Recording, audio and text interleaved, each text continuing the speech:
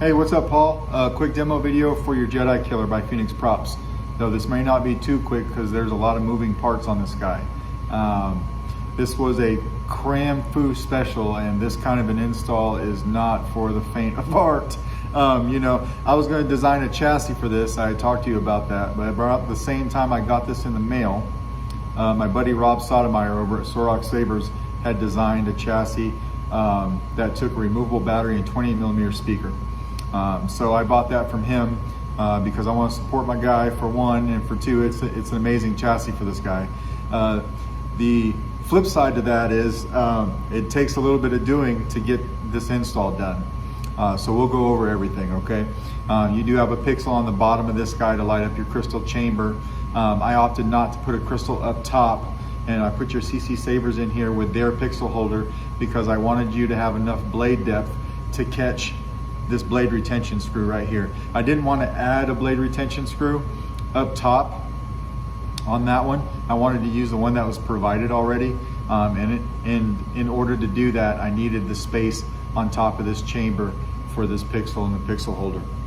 So that's what I did up top. Some of these guys, these greeblies here, like this one in particular, is on with magnets. There's that one, there's another one. Where did it go?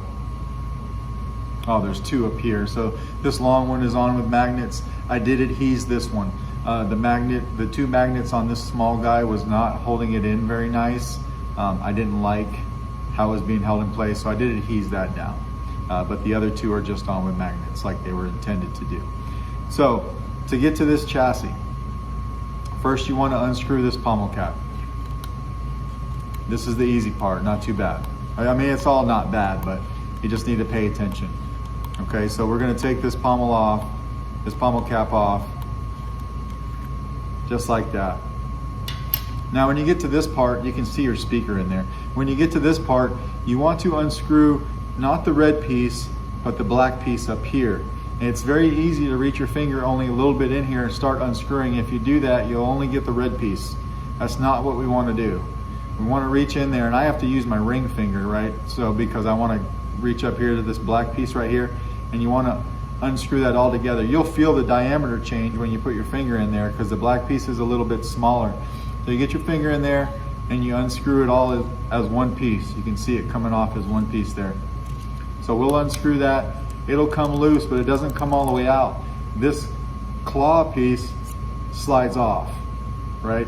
And it only goes in one way because you got this claw coming out this way, and you have a little indentation right there on this piece that slides over. So you want to pay attention to all that. Not the red piece, right? You want to leave those two screwed together because they will come apart separately if you do it wrong. So you want to leave those screwed together, and then remember that doesn't come out all the way. It's in this claw and it slides out as an assembly. Now once you have all that off, you could just kind of go like that in your hand. Make sure your hand is cupped so you catch the chassis. And here's your chassis. In here you have the Smuggler's Outpost PCB set in there, and that stays in there. That never comes out. Here, this was probably one of the most difficult installs I've done. More cram than the LS6, right? So there's hardly any space underneath this guy. As you can see, Rob took the chassis material out for the bottom of the battery cradle, which he needed to do so that he could have room to put the board up here. So all the wires coming from this 14-pin PCB here, coming up in and under the board. I didn't want to put any wires on top of the board, which made this even more difficult. I wanted this to be as clean looking as possible. So there's no wires on top of your board. This is held down with a piece of art tape that goes into your battery chamber, so that just stays there. It doesn't get in the way. It holds the battery down it holds the board down into the board socket here, and then that's what we've got. 28mm Smuggler's Outpost speaker in the back, and then you do also have a little spacer that I glued on in front of the speaker, and that's because when you look at this guy, this is what's pressing up against the chassis, but you'll notice all that material is flat. So if I didn't have that spacer and I pushed up against that speaker, you'd get sound distortion. So you have just enough room with that spacer, and this pushing up against that spacer, you don't get any sound distortion. And then all those slits are your sound venting, right? So when we put a battery in, spring side is your negative, okay? Don't ever put your battery in backwards. And be careful when you're putting your battery in. It's a tight fit. So you're gonna be able to snap it in okay, but you're gonna need a tool or something to take it out, and I'll show you how to do all that. But anyway, we're gonna put a battery in. I gave you motion controls on top of the sound font that you gave me. So we got the battery in there. It is super snug, right? I even I took off some of the springs. I mean, that it's super snug. The battery has to be the same diameter as this upper part so that it could fit down into here. So now we've got this battery in. We'll just push this guy in. No biggie. Goes to about right there. It's gonna look like, you know, right there. That's what it's doing. So now we're gonna take this claw and we're gonna put it back on. Remember, pay attention to that little divot you've got right here for this piece sticking out. So we'll slide that on just a little bit. Doesn't have to go far, maybe about that far. And we'll come back in with our finger, and we need to start rotating this again, all as one unit. Now, at this point, if it's easier for you to grab the red piece, it's not for me. You can do that because you're tightening it all up, so it's not gonna come loose on you, if that makes sense, right? So we're gonna come in here, we're gonna tighten this as tight as we can. We're locking down those 14 pins onto that PCB that's in this neck. And then as soon as you get it locked down, you can take this claw and you can push it in the rest of the way. I've already pushed it in when I was turning, but it does push in all the way. If I pull it out, you can see the little indentations, and then clip it in place. And then we're gonna take our pommel cap here and we're gonna screw it on, and it goes in all the way. That's a lot. I mean, that's a lot to get this guy, but hopefully all that made sense to you. You do it a few times, it's no big deal, right? I think that, you know, I agree with Rob. To have a 28mm speaker in this guy and a removable battery, this was a great chassis design. So I really liked what he did. One thing about this chassis design is that you cannot screw the handle on all the way. You had about 2.5 threads left over right here where this handle had to be backed out so everything could fit. So I clocked the handle correctly, I glued it down so everything fit, but then I went ahead on my own and I printed a spacer to go right here to hide the 2.5 threads that weren't used. I just put that right there so that it all looked like one piece, you know, so you couldn't see any threads.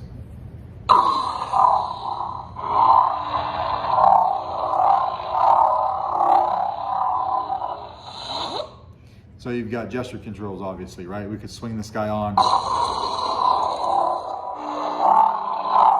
Nice sound coming out of it. The sound's mean. You can have a 28mm Smuggler's Outpost speaker up to, I've had it up to 2200. I've got this guy on 1900, and it sounds amazing. So your LEDs are doing what they should. Crystal chamber's doing what it should. You twist off. And this is a 2-button setup. So your top button here is your activation. And then you got your auxiliary down here.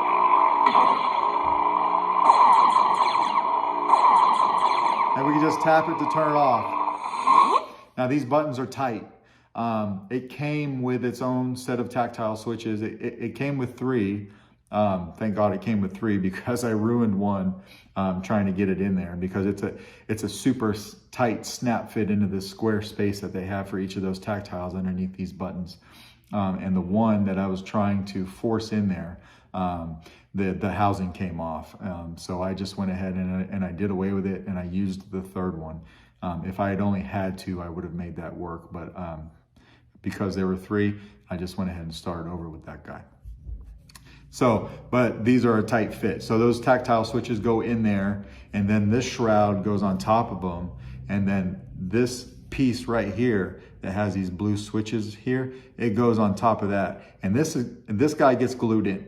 It only had a peg here in the middle. So you line it up and you put it in with a peg, and then I did put some glue on that peg so these buttons would stay in place, because they don't if you don't do that. I also opted not to put your red wire on for now. I'll let you do that. I felt like it kind of tended to get in the way. I'm not sure what you intend to do with this guy, so I'm just leaving all that in your box. So that's what we've got so far, right? Sounds pretty sick.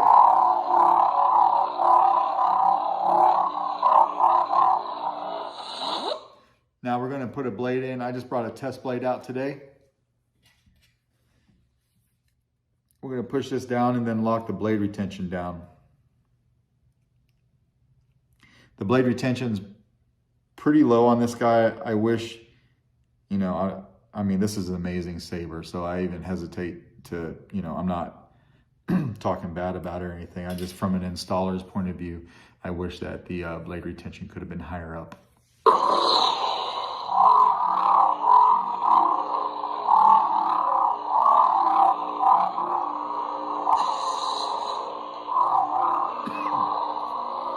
Auxiliary.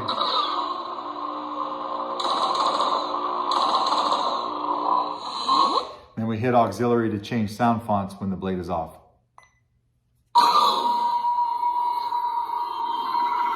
Excuse me.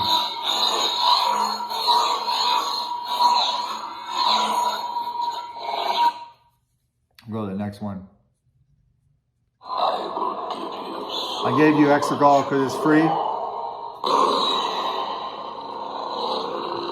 Unstable blade, unstable crystal. One thing to know about the Smuggler's Outpost PCBs and having a crystal chamber. So when I have that kind of a setup, I have to wire your crystal chamber in line with your blade. So everything that your blade does, your crystal would do. There aren't separate pads to program these crystals separately right now, right? So that's what I did there.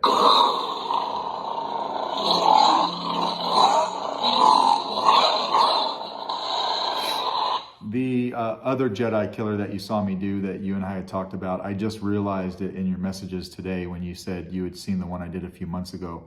That was by a guy named Jedi Seth, and that was a one-off, and the internals and the setup for it were completely different from the Phoenix props. This is the first Phoenix props that I've done. I'm going to end this once and for all. Mace.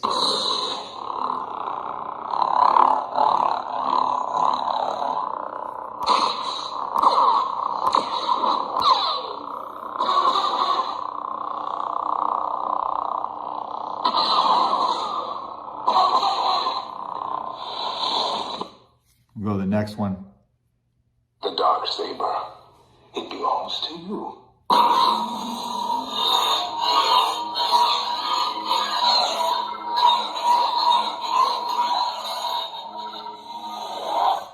Go to the next one. The Dark Saber. It belongs to you. You have a standard and a Beskar version of this sound font. That's why you have two. It sounds the same, but it's not.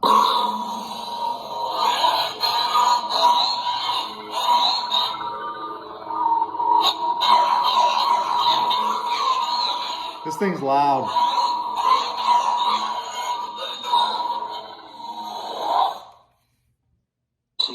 Now we're into the stock fonts. I went ahead and left all the stock fonts on there for you just in case you want to play around with them. You got battle mode. So when you hit the saber with a full-length blade, you'll see a blade lockup engage until you pull away from it, and then that disengages your blade lockup. Just like that. So we'll take the blade out, and now we'll take the chassis and the battery out so you can see how to do that. Very easy to do once you see it one time. So we'll take the blade out. Now we'll just go and we'll do the same thing that we did to get to the chassis before. We're going to unscrew this pommel cap. Try not to drop it. Just like that. We're going to come in here, right? Remember, not the red piece, but the black piece right in front of it. That's the piece that we want to unscrew.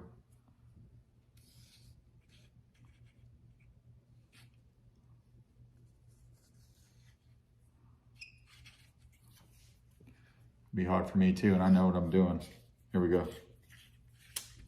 Just got to put a little bit of pressure on it. When you got that chassis in with the battery in, and those 14 pins are engaged and they're pressed up against that PCB, there's a lot of pressure going on there. So you gotta just put a little bit of oomph in it, it'll come right off. And then we'll slide this claw off. And then again, the chassis.